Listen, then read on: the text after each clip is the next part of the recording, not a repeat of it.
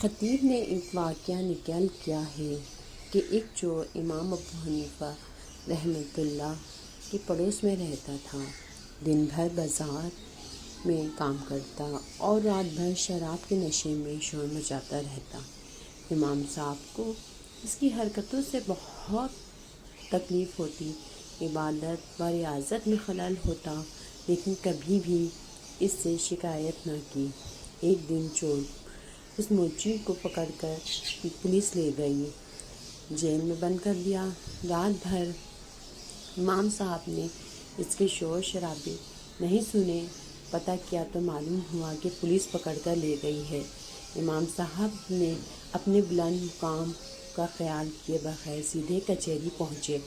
کچھ ہی کچہری میں کھلبلی مچ گئی۔ حاکم جو آپ کا شاگرد تھا خود بھاگا بھاگا آیا اور دریافت کیا کہ حضرت یہاں قدم رنجہ فرمانے کی کیا وجہ ہے؟ فرمایا کہ میرے محلے کا ایک موچی جو میرا پڑوسی بھی ہے اور پولیس والوں نے اسے گرفتار کر کے جیل بھیج دیا ہے، اسے میری ضمانت پر رہا کر دیا جائے۔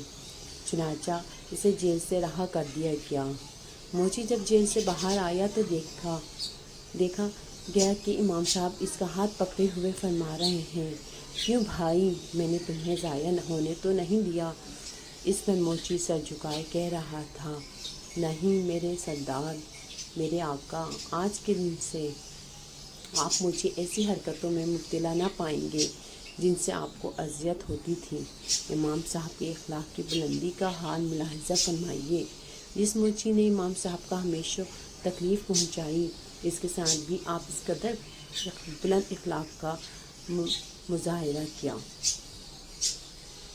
پلیز ہمارے چینل کو لائک کیجیے، سبسکرائب کیجیے تاکہ اچھی اسلامی باتیں آپ تک پہنچیں۔ آپ کی لائک اور سبسکرائب ہمارا حوصلہ بڑھائیں گے۔ Thank you.